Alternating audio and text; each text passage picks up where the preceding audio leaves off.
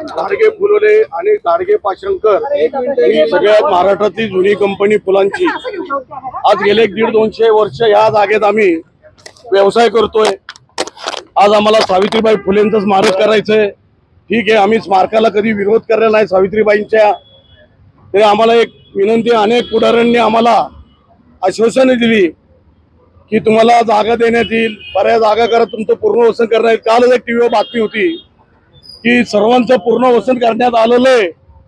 तर मला असं म्हणायचं मीडियाने किंवा सगळ्या मंत्र्यांनी दाखवावं की आमचं पूर्ण वसन केलंय।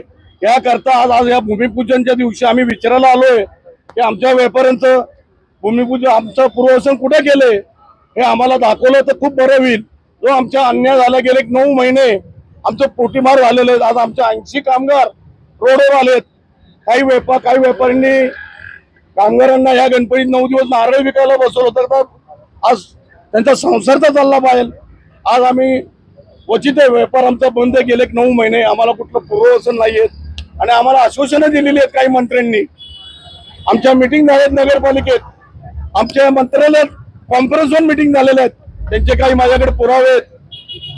अजून सुद्धा काही आम्ही प्रपोजल फसवणूक केली आमची। आम्ही काही मंत्र्यांसमोर आम्ही प्रपोजल मांडले की ह्या पद्धतीने स्मारक जर केलं, जो प्लॅन सँक्शन आहे कॉर्पोरेशनने केलेला, त्याचप्रमाणे तुम्ही दुकानदारांना दुकानं द्या खाली आणि वर स्मारक करा। आम्ही व्यापाऱ्यांनी एक प्लॅन दाखवला, याप्रमाणे तुम्ही करा। तर आता ह्याची किंमत आहे 35,000 रुपये। व्यापाऱ्यांनी आम्ही त्या आर्किटेक्टला दाखवलं की ह्या पद्धतीने जर केलं स्मारक तर खाली 8 व्यापारी त्यांचा संसार चालेल, ते बेघर होणार नाही। आणि जो प्लॅन सँक्शन केलेला आहे त्या प्लॅन प्रमाणे जर तुम्ही केलं तर साईडच्या जागा हे वाचतील आणि स्मारक हे मोठं होईल। आमची मागणी आहे, आमचं पूर्ण असं आव्हान आहे त्या जागेत आम्हाला दुकानदारी द्या। नाही झाले तर आम्ही त्वरित आंदोलन करू। आम्हाला रस्त्यावर उतरण्याची वेळ आणू नका। हे बघा, आम्ही 8 व्यापारी आहेत आणि रहिवासी वेगळे आहेत, रहिवासी बेघर झालेत, काही भाड्याच्या घरात राहत आहेत, काही रस्त्यावर राहत आहेत। आम्ही भुजबळांना अनेक वेळा भेटलोय, पण भेटून काय अर्थ आहे? पैसे देऊ काहीच नाही, मोबदला काही मिळालंच नाही तर त्यात काय अर्थ आहे? तुम्हाला दुसरीकडे जागा दिली तर कुठे दिली जागा? आम्ही पण हाय ती जागा कशा करता सोडा आणि दिली तर बाहेर जाऊ।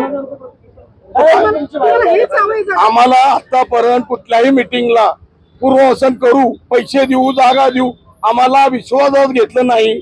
अनेक वेळा आम्ही कोर्टात सुद्धा काही मंत्र्यांना भेटलेलो की तुम्हाला जागा देऊ, आमच्याकडनं प्रपोजल घेतलेत, आमच्याकडनं मिटिंग घेतलेत, आम्ही आंदोलन तीव्र करू, आम्ही रस्त्यावर उतरू, अनेक गोष्टी आंदोलनात येईल। या सरकारने आमच्यावर व्यापाऱ्यांवर लक्ष द्यावं, नाही तर पुढचं काही जे सरकार येईल ते आमचं निदान ते तरी पूर्ववसन करेल।